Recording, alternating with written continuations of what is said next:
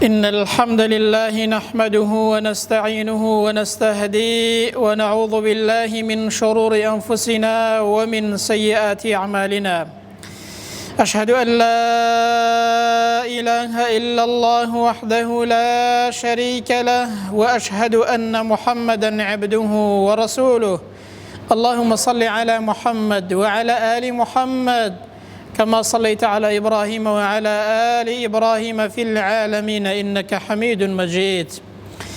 أيها الناس، أوصيكم ونفسي أولا بتقوى الله وطاعته وكثرة مخافته ولزوم أوامره واجتناب عما نهى عنه الله. قال تعالى في كتابه العزيز: يا أيها الذين آمنوا اتقوا الله حق تقاته ولا تموتن إلا وأنتم مسلمون. أما بعد، فإن أصدق الحديث كتاب الله، وخير الهدي هدي محمد صلى الله عليه وسلم، وشر الأمور محدثاتها، وكل محدثة بدعة، وكل بدعة ضلالة، وكل ضلالة في النار. أما بعد، هیچ شتێک نییە خوای پەروەردگار بۆ ئێمەی ڕوون نەکرد بێتەوە. ئەوەش لە گەورەی و ڕەحم و بەزەی خودای پەروەردگارە و لە گەورەی ئەو دینە پیرۆزەی ئێمەیە، بۆ ئەوەی کە هیچ کەسێک بیانووی نەمێنێ لە ڕۆژی قیامەتێدا، ئەوەی کە پێویست بێ لە ئومور و کاروباری دینداریماندا خوای پەروەردگار هەموو شتێکی بۆ ئێمە ڕوون کردوێتەوە. لەو باسانەی کە زۆر گرنگن کە ئینسان باسییان بکات، بریتیە لە باسی بەهەشت و جەهەنەم. بۆچی؟ بۆ ئەوەی ئینسان کاتێک وەسفی بەهەشت دەکات، خۆشی بەهەشت دەبینێت، وەختێک کە دەزانێ ئەو هەموو ناز و نیعمەتانە خوای گەورە بۆ ئینسانی ئیمانداری ئامادە کردووە، وا لە ئینسان دەکا کە ئینسان زیاتر هەوڵدا بۆ ئەو شوێنە خۆشە، بۆ ئەو شوێنە چاکە، بۆ ئەو شوێنەی کە نەبراوەیە خۆشی و ناز و نیعمەتەکانی. باسی دۆزەخیش بۆ ئەوەیە کە ئینسان وەختێک دەزانێت ئاگری دۆزەخ و ناخۆشی و ناڕەحەتیەکانی جەهەنەم خوا پەناماندا چەندە بەئێش و ئازارە، چەندە ناڕەحەتە کە ئینسان تەحەمولی ناکات، بۆ ئەوەی کە ئینسان بترسێ و ئینسان خۆی بپارێزێت لەو دۆزەخە و لەو هۆکارانەی کە ئینسان دەبەنە ناو ئاگری دۆزەخ. بۆیە دوای ئەوەی کە باسی ناخۆشی و ناڕەحەتی و گەرمی ئاگری دۆزەخمان کرد، لەو ڕۆدا بە کورتی سێ هۆکار باز دەکەین لەو هۆکارانەی کە ئینسان دەبەنە ناو ئاگری دۆزەخ و ئینسان دەبەنە ناو جەهەنەم، خوا پەناماندات. زۆر هۆکار هەن، بەڵام سێ هۆکار بە کورتی باز دەکەین لەو هۆکارانەی کە هۆکاری چوونە ناو ئاگری دۆزەخن، بۆ ئەوەی خۆمانیان لێ بپارێزین، بۆ ئەوەی خۆ لەو سیفەت و لەو هۆکارانە بپارێزین تاوەکو تووشی ئاگری دۆزەخ نەبین. چونکە ئاگری دۆزەخ زۆر بە ئێش و ئازار و گەرم و ناڕەحەتە، بەڕاستی ئینسان تەحەمولی ناکە، پێویستە خۆی لێ بپارێزێ بەر لەوەی کە بمرێ و بگاتە ئەو ڕۆژە. یەکەم لە هۆکارەکانی چوونە جەهەنەم بریتیە لە سفوری و ناپۆشتەیی لە ئافرەتاندا. پێغەمبەر صلی الله عليه وسلم لە فەرمایشتێکدا کە صحیحە دەفەرمێت: صنفانی من ئەهل النار، دوو جۆر کەس هەنە کە ئەهلی ئاگرن. پێغەمبەر دەفەرمێت صلی الله عليه وسلم: ئەمن ئەوانەم نەبینیوە، واتە لە دوای من ئەوانە پەیدا دەبن.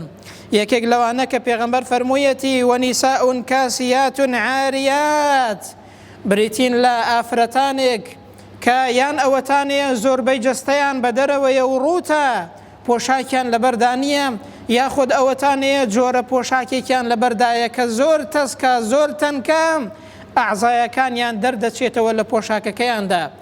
جا پێغەمبەر فەرمووی صلی الله عليه وسلم: ئەوانە لا يدخلن الجنة، ئەو جۆرە ئافرەتانە ناچنە بەهەشتەوە، ئەنجا ولا يجدن ريحها، تەنانەت لە بۆنی بەهەشتیش لەو ناز و نیعمەتە و لەو خۆشیەش کە بۆنی بەهەشتە، کە یەکێکە لە ناز و نیعمەتەکان لە خۆشیەکان، پێغەمبەر فەرمووی صلی الله عليه وسلم: ئەو لەوەش بێبەش دەبن ئەو جۆرە ئافرەتانە، لەگەڵەوەدا کە چەندین ساڵ بۆنی ئەو بەهەشتە ئەو ناز و نیعمەتە دەڕوات، بەڵام ئەوانە کە بەو شێوازن خۆیان و خەڵکیش تووشی گوناه و فیتنە دەکەن، ئەوانە لە بەهەشت بێبەش دەبن، ئەوانە ئەهلی ئاگەرن. لفرمايشتك ديكدا پیغمبر دا فرمي صلى الله عليه وسلم سيكون في آخر أمتي نساء كاسيات عاريات لكوتاي أمتي من دا جور آفرتانك بيدا دبن كا روتن پوشاكيان لبردانية يان لبريان دايا بلام زور تسكوتن كا بلام زور سرنز راكيشا بلام زورنا شرعية پیغمبر فرموي صلى الله عليه وسلم فإنهن ملعونات أو جور آفرتانا لعنت نكراون للاين خواي قوروا أو جور آفرتانا لعنتيان لكراوة يعني چي لعنت يعني أو كسا للرحمة خواي قورا دور خراوتوا زا إنسانك للرحمة خواي قورا دور بخريتوا دبيت شخيرك بيو بمينيت أو بو أويك إنسان براسي الراس لكت براسي بترسيت كأوها الرشيكي زور قوريا أو كسانا لعنتيان لكرا وخوا بنامان دات آية إنسان تحملي أو ناخوشي ونارحتي دكات آية إنسان تحملي أو قرمية أو ناخوشي جهنم بدكات أو آقرا پیغمبر فرموي صلى الله عليه وسلم كلا دنيا دا هيا بشي كلا حفتا بشي آقري دوزخ واتا بشخص نوبلا آقري دوزخ لآقري دنيا قرمترا پیغمبر فرموي صلى الله عليه وسلم بآوي بحر سارد كراوتوا انجا وايلي هاتوا كبيت دنيا وسرزبي بو اوي كيو بتوانن سودي لببنن وهروها بكاري بينن پیغمبر فرموي صلى الله عليه وسلم سوكترين سزا لنا ودوزخ دا سزای کەسێکە کە جووتێک نەعلی ئاگری دەکەنە پێ دەماغی سەری لەگەڵی دادەکوڵێت ئەو کەسەوا دەزانێت کە سزاکەی لە هەموو کەسێک ناخۆش و ناڕەحەتترە ئەوەندە بەدەستیەوە ناڕەحەت دەبێت بەڵام لە کاتێکدا ئەوە پێغەمبەر فەرمووی صلی الله عليه وسلم سووکترین سزایە لە ناو ئاگری دۆزەخدا بۆ ئەو کەسە بەڵام وا دەزانێت ناخۆشترین و قورسترین سزایە کە ئەو کەسە دەیدرێت ئەوە سووکترین سزای دۆزەخە دەی ئەی ئینسان ئەی دایک و خوشکی بەڕێز ئەو کەسەی کە لە هەر شوێنێکی گوێت لێیە بزانە ئایا تەحەمولی ئەو ناخۆشی و ناڕەحەتیە دەکەی تەحەمولی ئەو ئازارە دەکەی ئینسانی وا هەیە ئافرەتی وا هەیە پێی دەڵێ کاکە بۆ خۆت داناپۆشی کاکە دەڵێ جاتۆ چی داوە لەسەر من بابەتمە جەهەنەمەوە زۆر بە بێمنەتی وا دەڵێت ئایا تەحەمولی ئەو ئاگرە دەکەی کە چوویە ئەو ڕۆژە ئەو ناخۆشی و ناڕەحەتیە ئەو جەهەنەمە قوڵ و ناخۆشە ئەو ئاگرە گەرمە کە 69 پلە لە ئاگری دنیا گەرمترە برم ئەوە سووکترین سزای دۆزەخە دەیبێنە بەرچاوی خۆت بگەڕێەوە بەر لەوەی بگەیە ئەو ڕۆژە چونکە کە گەیشتی ئەو ڕۆژە تازە گەڕانەوە سوودی نامێنێت ئینسان بەر لەوەی کە بمرێ دەبێت بە خۆی دابێتەوە بگەڕێتەوە بۆ لای خوای پەروەردگار دوام لە هۆکارەکانی چوونە ناو ئاگری دۆزەخ بریتیە لە خواردنی ماڵی خەڵک بە ناحەق خوای گەورە ئامۆژگاریمان دەکات دەفەرمێ یا ئەیها الذین آمنوا لا تأكلوا أموالكم بينكم بالباطل ئەی موسڵمانان ئەی خەڵکی نەبزانن کە لە نێوان خۆتاندا ماڵی یەکتری بە ناحەق نەخۆن ماڵی یەکتری داگیر نەکەن بۆچی چونکە پێغەمبەر صلی الله عليه وسلم دەفەرمێت من اقتطع مال امرئ مسلم بغير حق هەر کەسێک ماڵی مسلمانێک داگیر کە ماڵی کەسێک بخوا بە ناحەق ئەوە پێغەمبەر فەرمووی لقي الله وهو عليه غضبان ئەو کەسە کاتێک کە دەگاتەوە خدای پەروەردگار خوای گەورە لێی تۆڕەیە چونکە ماڵی حەقی داگیر ماڵی خەڵکی داگیر کردووە و ماڵی خەڵکی خواردووە بە ناحەق جا هەر جۆرە ماڵێک بێت هەر جۆرە داگیرکردنێک بێت کاتێک دەگاتەوە بە خوای گەورە خوای پەروەردگار لەو کەسە تۆڕەیە ئەگەر خوای گەورە لە ئینسان تۆڕە بوو بەڕاستی ئینسان ماڵوێران دەبێت لە ڕۆژی قیامەتیدا خوای گەورە پەناماندات ئینسان ئەگەر ماڵی خەڵک بخوا بە ناحەق بەڕاستی وای لێ دێت کە دوعاکانیشی قبوڵ نابن لە لای خوای پەروەردگار پێغەمبەر صلی الله عليه وسلم بۆمان باسی پیاوێک دەکات وذكر الرجل يطيل السفر باسی پیاوێک دەکات نمونەیەکمان بۆ دێنێتەوە کە کەسێک لە سەفەرێکدایە سەر و قژی تۆزاوی بووە لەو سەفەرەیە دەستی بەرز کردوتەوە و دەڵێ یا ڕەبی یا ڕەبی ئەی پەروەردگارە دوعا دەکات دەپاڕێتەوە سەفەر یەکێکە لەو شوێنانەی کە ئینسان تێیدا تووشی ناڕەحەتی دەبێت دوعای قبوڵە لە لای خوای گەورە بەڵام ئەو کەسەی کە پێغەمبەر صلی الله عليه وسلم بۆمان باز دەکات حاڵی چۆنە کە دەپاڕێتەوە و دوعا دەکات لە خوای پەروەردگار دەپاڕێتەوە بەڵام پێغەمبەر دەفەرمێ ومەطعمه حرام أو كسا خواردنكي حرام ومشربه حرام أو كدشي خواتوا هر حرام وملبسه حرام أو بوشاكي كالبرش داية تناند بباري حرام كراوة وغذي بالحرام أو كسا جستي بحرام بيجيشتوا واتهر خريكي حرام خواردن أخوا بنامندات جا پیغمبر ده فرمي فأن يستجاب أو كسا فأن يستجاب لذلك كاك أو كسا دعايت شون قبول دبل الله إخوائي قورا لكاتك داك همو جستي بحرام بيجيشتوا بوشاكا كي بريشي حراما همو شتيكي حراما أو كسا دعايت شون قبول دبل الله إخوائي قورا شون إخوائي قورا دعاي أو كسا ورد قريت واتا وريابا أي إنسان خواردني مالي خلق داگیر کردنی ماڵی خەڵک یەکێکە لەو هۆکارانەی کە دوعات قبول نەبێت کە بچیە ناو ئاگر بگرە کە تووشی گوناه و تاوانی زیاتر دەبێ. هەر کەسێک ماڵی حەرامی خوارد پێی لە ڕاستە شەقام دەخلیسکێت تووشی گوناه و تاوانی زیاتر دەبێت. سەهلی توستوری دەفەرمێت ئەو کەسەی کە ماڵی حەرام دەخوات ئەندامەکانی تووشی گوناه و سەرپێچی دەبن جاری وا هەیە بەخۆشی نازانێت. ئەو کەسەی کە ماڵی حەرام دەخوانەتان بینیوە تووشی درۆژ دەبێت، تووشی شەڕ و هەراش دەبێت، تووشی بوختانیش دەبێت، تووشی جۆرێک لە شەرعاندنیش دەبێت جاری وا هەیە، تووشی ئەنواع و ئەشکال گوناه و تاوان دەبێت بەهۆی حەرامەوە. لەبەرەوە بزانە کاتێک ماڵی حەرام دەخۆیت ئەوەندە خراپە ئەندامەکانت تووشی گوناه و تاوانی زیاتریش دەبن. بزانە بەخوا ئەو کەسەی کە حەرام چۆ ناو قورگی و ناوسکی ئەو زمانەی ڕاز نابێت، چاوەکانی ڕاز نابێت، دەستی ڕاز نابێت، تووشی گوناه و تاوانی زیاتر دەبێت. بۆیە زانایانی سەلەف فەرموویانە لە عوقوبەی گوناه و تاوان ئەوەیە هەر کەسێک گوناهێکی کرد تووشی گوناهی زیاتر دەبێت. ئەگەر وەریانە بێت تەوبە نەکا پێی دەخلیسکێت نایەتەوە سەر ڕاستە سەقامی ئیسلام. بزانە وەختێک گوناهێک دەکەی لە گەورەی ئەو گوناهە و لە سەزای ئەو گوناهە ئەوەیە تووشی گوناهی زیاتر و لادانی زیاتر دەبێت. نەتانبینی وە سیارەیەک کە لەسەر جادەیەکی قیڕ لا دەدات کاتێک دەچێتە سەرخۆڵ دوایی ئەگەر وریانە بێ خۆی پێنایەتەوە سەر جادە قیڕەکە تووشی هەڵدێران و وەرگەڕان دەبێت. ئەو کەسەشی کە لە ڕاستە شەقامی ئیسلام لا دەدات ئەو کەسە پێی دەخلیسکێ تووشی ئەنواع و ئەشکال گوناه و تاوان دەبێت.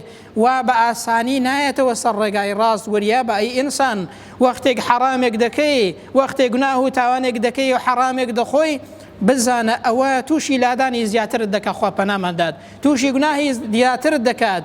ئەنجە ئەگەر پێت خلیسکە تووشی هەڵدێران دەبی. وریە بە گوناه بە هیلاک بەرە، ئینسان بە هیلاک دەبات کە تووشی گوناهێک بووی بە گوناهێک و دوان و سەیان ڕاناوەستی.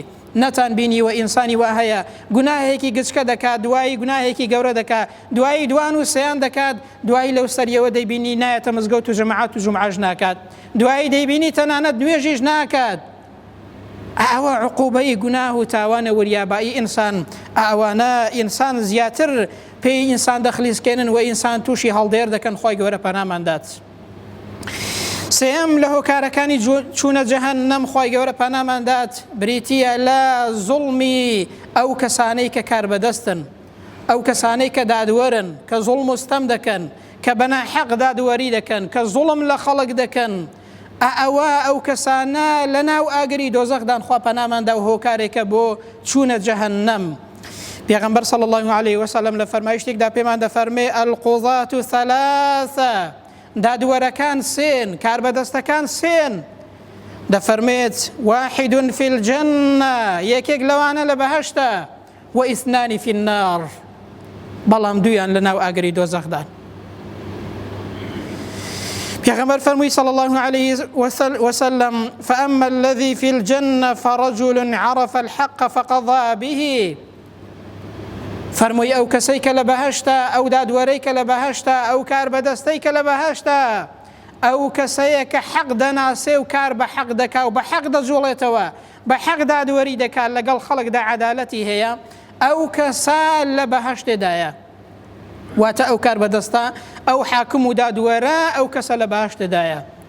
ئەنجا پێغەمبەر فەرمووی ورجل عرف الحق فجار فهو في النار.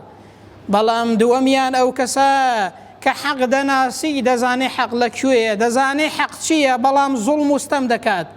حەق دەناسی بەڵام زوڵم دەکات بە زوڵم دەجوڵێتەوە ئەو دادوەرەی کە زوڵم مستەم لە خەڵک دەکات، ئەو کار بەدەستەی کە زوڵم دەکات، حەقێش دەناسێ و دەزانێ حەق چییە. پێغەمبەر فەرمووی صلی الله عليه وسلم ئەو کەسە لە ئاگری دۆزەخدایە. سێمیان ئەو کەسەی کە بە جەهل و نەزانین حکمی خەڵک دەکات. ئەو دوانەی ئەخیریان کە لە ئاگردان، ئەو کەسەی سێم کە لە ناو ئاگردایە ئەو کەسەیە کە بە جەهل و نەزانین بۆتە دادوەر و بۆتە کار بەدەست، هیچ نازانێ، هەر بە جەهل و نەزانی هەر لە خۆیەوە حکمی خەڵک دەکات، هەر لە خۆیەوە بڕیار دەدات. شیاوی ئەو شوێنە نییە، هیچ نەزانە، بەڵام چۆتە ئەو شوێنە. ئەو کەسەش کە بە جەهل و نەزانین حکمی خەڵک دەکات، دادوەری دەکات، ئەو کەسەش پێغەمبەر فەرمووی صلی الله عليه وسلم لە ئاگردایە و لە دۆزەخدایە. کەواتە ئەو کەسەی حەق دەناسێ و کار بە حەق دەکات لە بەهەشتە، بەڵام ئەو کەسەی کە بە نازانین حکم دەکات، ئەو کەسەشی کە حەق دەناسێ، ئەو کار بەدەستەی کە حەق دەناسێ و دەزانێ حەق چییە و لەکوێیە، وەکو کە دەیبینین بەڕاستی ئەوە هۆکاری چوونە جەهەنەمە و ئەو کەسانە لە ئاگری دۆزەخدان. لە فەرمایشتێکی دیکەدا پێغەمبەر صلی الله عليه وسلم هۆشداریمان پێدەدات، ئاگادارمان دەکاتەوە، دەفەرمێت إنها ستكون بعدي أمراء، وریابن کە لە دوای من جۆرە کار بەدەستانێک پەیدا دەبن. ئەو کەسانە پێغەمبەر دوو سیفەتیان باز دەکات. ئەوانە یەکذیبون وەیەظلیمون، ئەو کەسانە درۆ دەلەسە لەگەڵ خەڵک دەکەن، هەر ڕۆژە وعدێک بە خەڵک دەدەن، هەر ڕۆژە باسی شتێک دەکەن، هەر ڕۆژە درۆیەک دەکەن لەگەڵ خەڵکدا. ئەنجا وەیەظلیمون، دووەمیان ستەم دەکەن، زوڵم دەکەن لە خەڵک، بە زوڵم دەژۆڵێنەوە و دادپەروەرنین. پێغەمبەر فەرمووی صلی الله عليه وسلم فمن دخل عليهم، هەر کەسێک بچێتە لای ئەوانە، ئەنجا فصدقهم بكذبهم، بڕوا بە درۆیەکانیان بکات، بڕوا بە بانگەشەکانیان بکات، بە درۆ دەلەسەی ئەوانە هەڵخەڵەتێ. ئەنجا وأعانهم على ظلمهم، هەر کەسێکیش یارمەتیان بدا لەسەر زوڵم و ستەمەکەیان، چ بە قسەیەک بێت، چ بە عەمەل و کردەوە بێت، چ بە نووسینێک بێت، چ بە کۆمنتێکیش بێ یارمەتیان بدا و سەریان بخات، چونکە ئەوەش هەر سەرخستنە. پێغەمبەر فەرمووی صلی الله عليه وسلم فليس مني ولست منه، ئەو کەسە لە من نییە، منیش لەو کەسە نیم. ئاوا ڕەشەیەکی زۆر گەورەیە، واتە ئەو کەسە لەسەر سنەتی من نییە، ئەو کەسە لەسەر ڕێی من نییە. ئەنجا لەوەش گەورەتر وەلەیسە بوارد علي الحوض، ئەو کەسە لە ڕۆژی قیامەتێدا لەگەڵ من نایەتە سەر حەوزی کەوسەر، ئەو کەسە لە من نییە، لەگەڵ من نایەتە سەر حەوزی کەوسەر. من لەو کەسە نیم، ئەو کەسە پێغەمبەر لێی بەریە، ئەو کەسە لەسەر ڕێ و شوێنی سنەتی پێغەمبەر نییە صلی الله عليه وسلم. دەی لەوە ڕوونتر هەیە، لەوە واضحتر هەیە. برام پێغەمبەر صلی الله عليه وسلم باسی کردووە، دەبێ ئینسان وریابێت. نەتیجە و دەرەنجامی کۆتایی ئەو بابەتە ئەوەمان پێ دەڵێت، ئەگەر ئێمە بەتەمای بەهەشت بین، ئەگەر ئێمە بەتەمای دووری لە ئاگری دۆزەخ بین، دەبێ خۆمان و پارێزین لە هۆکارەکانی چوونە جەهەنەم. دەبێ ئەو هۆکارانەی کە ئینسان دەبەنە ناو ئاگر ئینسان خۆی لێ بپارێزێت. پێغەمبەر صلی الله عليه وسلم وەخوای پەروەردگار، پێغەمبەر صلی الله عليه وسلم هەموو شتێکی بۆ ڕوون کردوینەتەوە، هیچ کەسێک عوزری نەماوە، بۆی هیچ کەسێک لە ڕۆژی قیامەتێدا بیانوو نەهێنێتەوە. ئەو دینە پیرۆزە هەموو شتێکی بۆ ئێمە ڕوون کردوێتەوە. دەیکەواتە ئینسان دەبێت خۆی بپارێزێت لە هۆکارەکانی چوونە جەهەنەم. بەڕاستی ئینسان تەنها بە قسە ڕزگاری نابێت، بەڕاستی زانین هیچ سوودێکی نییە. خەڵکی ئەو ڕۆ زۆری دەڵێ کاکە خۆ دەزانم خوا حەیە و دەزانم ئیسلام حەقە و هەموو شتێک دەزانم، بەخوا ئیوا هەیە قسەی لەگەڵدا دەکەی دەڵێ مامۆستا وەڵا لە تۆ چاکتر دەزانم، بەڵام کە تەماشای عەمەلەکانی دەکەی وێرانە، بەڵام کە تەماشای کار و کردەوەکانی دەکەی دەزانێ بەڵام ناتوانێ، دەزانێ بەڵام جێبەجێی ناکات. کاکە ئەوە هیچ سوودێکی نییە. ئینسان کە دەزانێ دەبێت جێبەجێی کات، وەکو ئەو دادوەرە و کار بەدەستەی کە حەق دەناسێ، کار بە حەق دەکا بەهەشتیە، بەڵام کار بە حەق نەکا و بژزانێ، ئەو کەسە دۆزەخیە. خوای گەورە پەناماندات. دوعا دەکەین و دەپاڕینەوە خوای گەورە بە ڕەحم و بەزەی خۆت لە ئاگری دۆزەخ بە دوورمان کەی، لە هۆکارەکانی چوونە جەهەنەم بە دوورمان کەی. خوایە لەو سیفەت و ئاکارانە بە دوورمان کەی کە ئینسان دەبەنە ناو ئاگری دۆزەخ. یا ڕەبی خوایە گیان پارێزرامان کەی لە ئاگری دۆزەخ، لە ناخۆشی و ناڕەحەتیەکانی دەشتی مەحشەر لەو کەسانەمان نەگێڕی کە ئەهلی جەهەنەمن، وامان لێ بکەی کە ئەو سیفەتانە واز لێ بێنین، ئەو سیفەتانەمان تێدا نەبێ کە دەمان بنە ئاگنا و ئاگری دۆزەخ. یا ربی خوای گیان وامان لێ بکەی کە کەسانێک بین ئەهلی ئیمان و تەوحید بین، ئەهلی ئیمان بین، لەسەر ئیمان بمان ژێنی و لەسەر ئیمانیش بمان برێنی. خوایە وامان لێ بکەی کە ئەهلی بەهەشت بین، سیفەتی ئەو کەسانەمان تێدا بێ کە ئەهلی بەهەشتن. یا ربی خوای گیان پارێزراومان کەی، عاقبەت خێرمان کەی. یا ربی خوای گیان بەو دینە پیرۆزەوە بمان ژێنی و لەسەر ئەو دینەش بمان برێنی، لە ڕۆژی قیامەتیشدا لەسەر ئەو دینە پیرۆزە لەسەر کەلیمەی تەوحید زیندومان کەیەوە، لە ناخۆشی و ناڕەحەتیەکانی دەشتی مەحشەر پارێزراومان کەی، لە ئاگری دۆزەخ پارێزراومان کەی، لە بەهەشتی پڕناز و نیعمەتی خۆتدا هەمومان بەیەکەوە لە خزمەتی رسول الله صلى الله عليه وسلم کۆبکەیەوە. آمين. أقول قولي هذا وأستغفر الله لي ولكم. وبعد أعوذ بالله من الشيطان الرجيم. ربنا آتنا في الدنيا حسنة وفي الآخرة حسنة وقنا عذاب النار. اللهم آمين.